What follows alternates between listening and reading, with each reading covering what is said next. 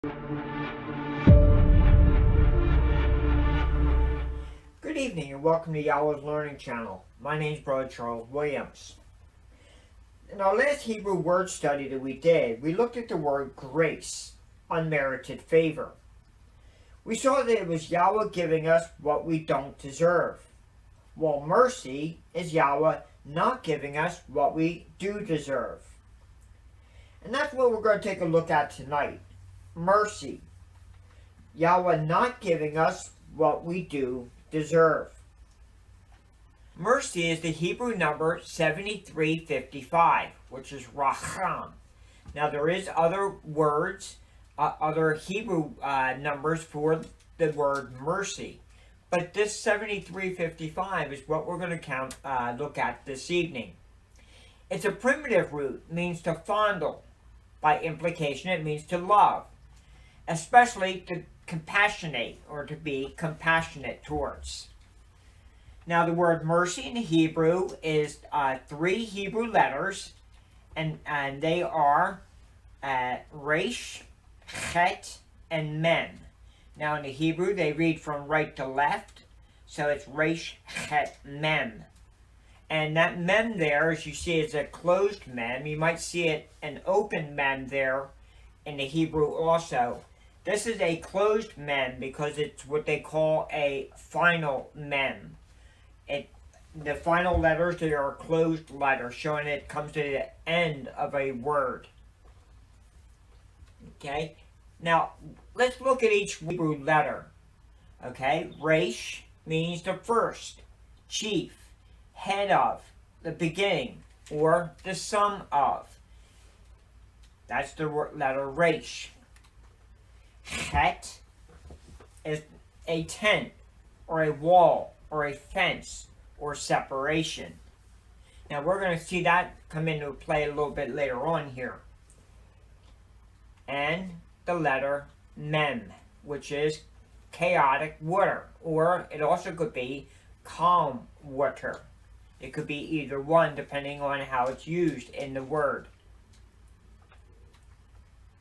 Now, the word mercy here, 7355, as we see, it's Resh, Chet, and Mem, like I said.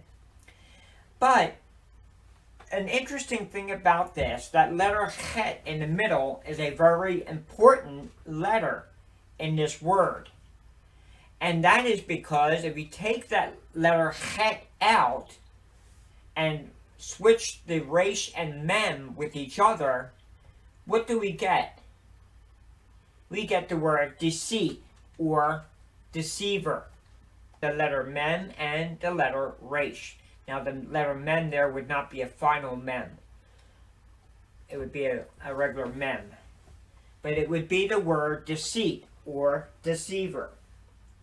Now this is interesting because without Het, which was the tent, the wall, the fence, or the separation, that Het in the middle, without that, we are on the road to destruction. If we don't have that fence, that protection, that wall, that tent in between us and destruction, we are headed for destruction. Now, one of the most common notions Bible readers encounter is that Yahweh dispenses mercy. In the Hebrew, Racham. For example, Deuteronomy chapter 4, verse 31. For Yahweh thy Elohim is a merciful El. He will not forsake thee, neither destroy thee, nor forget the covenant of thy fathers which he sware unto them. Okay. We see here that Yahweh is merciful. Yahweh there, our Elohim, is a merciful El. Okay, how about Lamentations chapter 3, verse 32? But though he cause grief, yet will he have compassion according to the multitude of his mercies. Okay, and in this verse, that word mercies is that word racham, that Hebrew word. But what exactly is mercy? Is it Yahweh's feeling of compassion or pity towards people? Does it denote a divine willingness to relent from punishment? From the Cambridge Advanced Learner's Dictionary, mercy means kindness, or it's a noun, kindness and forgiveness shown towards someone whom you have authority over. Also, from the Gospel Journal, Dub McClish, January 2002, page 3. Mercy is Yahweh's suspension of deserved punishment. Now, while mercy can carry these meanings, there is a better way to understand the concept from an ancient Israelite perspective. An interesting note here is the word for mercy, Racham, shares the exact same three-letter root word as the word womb. Resh, Chet, and Mem. Yahweh's mercy towards humanity denotes the same kind of divine protection that a baby has in its mother's womb. Scriptures use the word Racham to describe a woman's womb many times. And as early as Genesis, the text says that Elohim opened the womb of both Leah and Rachel, which allowed the sisters to have children. Genesis chapter 29, verse 31. And when Yahweh saw that Leah was hated, he opened her womb, but Rachel was barren. Okay. And also in Genesis chapter 30, verse 22. And Elohim remembered Rachel, and Elohim hearkened to her and opened her womb. Okay, now, in the Psalm 22, the psalmist recounts a lifelong devotion to Yahweh, saying, But thou art he that took me out of the womb. Thou didst make me hope when I was upon my mother's breast. Okay, we see all three of these scriptures, the word womb is the word Racham. Even Yahweh referenced himself in these motherly terms, according to Isaiah chapter 46, verses 3 and 4.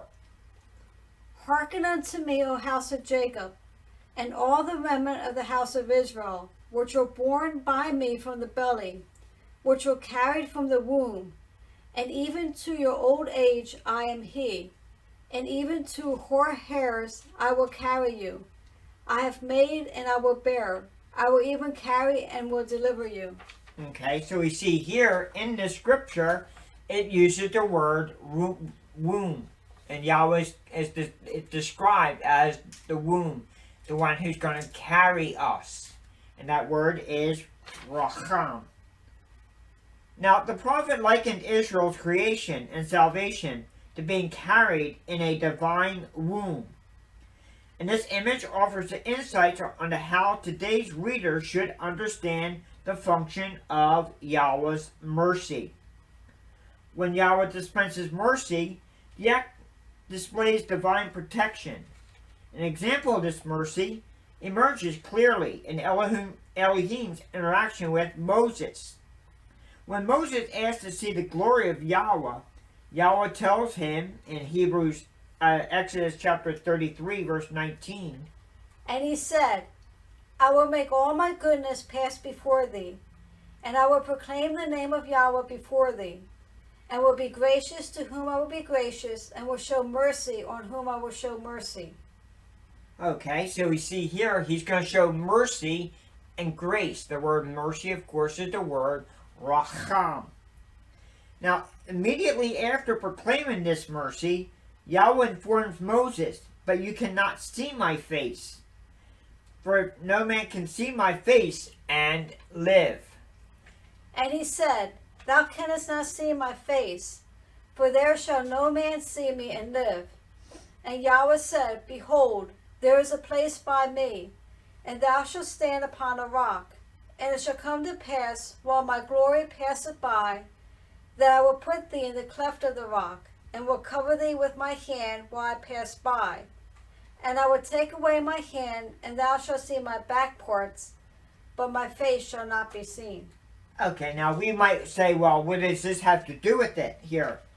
Now, Yahweh places Moses in a protective space and holds him with the heavenly hand in shielding Moses, Elohim bestowed mercy upon him, because the scripture says that no man can look upon the face of Yahweh and live. So Yahweh was doing a protection there of Moses. Now Yahweh vowed to provide Israel with marvelous deeds that would sustain and protect them as they wandered in the wilderness. Exodus, you can read that in Exodus chapter 34. This divine declaration was a pledge to provide Israel with protective mercy as they moved toward the promised land. Similarly, when Elohim promised to gather the people back to the land after exile, mercy is the mechanism for restoration. Deuteronomy chapter 30, verse 3. That then Yahweh thy Elohim will turn thy captivity, and have compassion upon thee, and will return and gather thee from all the nations whither Yahweh thy Elohim has scattered thee. Okay, now, Jeremiah reaffirms this restoring mercy with reference to Yahweh's own inner being.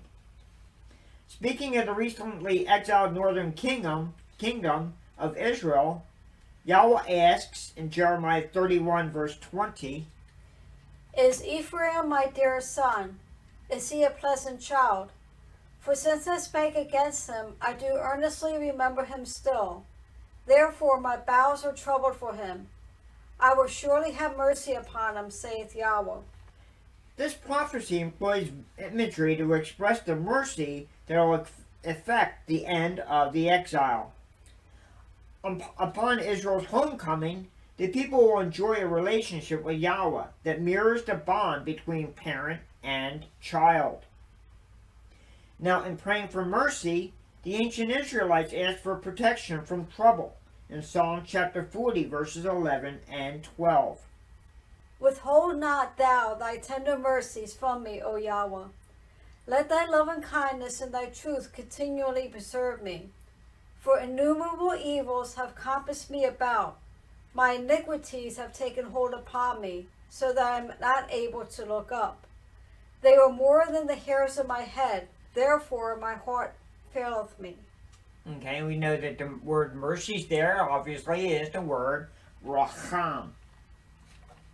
Okay, now just as the scriptures link mercy with the mother's womb, the psalmist David also used the analogy of a father to convey the concept in Psalm chapter 103, verse 13 and 14. Like as a father pitieth his children, so Yahweh pitieth them that fear him. For he knoweth our frame, he remembereth that we are dust. Okay, now the word pitieth, both times there is the word Racham. And since such mercy comes from Yahweh, it endures for eternity. Psalm chapter 102, verses 12 and 13. But thou, O Yahweh, shalt endure forever, and thy remembrance unto all generations. Thou shalt arise and have mercy upon Zion, for the time to favor her, yea, the set time is come. Okay, and the word mercy again is the word Racham. Now, in Hebrew thought, mercy is not just a feeling of sympathy or emotion concern. Instead, the idea denotes a security that one receives before birth. Divine mercy is the protective force that the scriptures compare with the shelter of a mother's womb. And just as loving parents develop a rich relationship with their children after they're born, the scriptures describe Yahweh as a divine comforter full of parental protection. Now, Moses felt the safety of Yahweh's mercy at Sinai, and all the ancient Israelites were sure that Yahweh continued to care for them. The prophet spoke of divine mercy, leading to the return of exile from the exile, and the psalmist extolled their Maker for the many mercies they received through prayer. Now, when contemporary Bible readers realize the original Hebrew meaning of mercy, they can understand and experience the same sense of unceasing protection from a merciful Racham Elohim, and a gracious, long-suffering, and abundant in goodness and truth You can see that in Exodus chapter 34, verse 6. Now, we're going to close this out with an interesting fact here, an interesting information. A fascinating factoid, I call it. The term for his mercy endureth forever, and of course the word mercy there is Racham, that is found 35 times in the scriptures. And it's also found, interestingly, it's found in every verse in Psalm chapter 136. We want to thank you very much for coming this evening and listening to this teaching. Please come again next week. Yahweh bless. Yahweh's Learning Channel thanks you for watching this video. We hope you were edified by this content. Reach out to us with the information provided on screen, or you may click on the links to view more of our videos. Please subscribe to be notified of new uploads. Until next time, Shalom.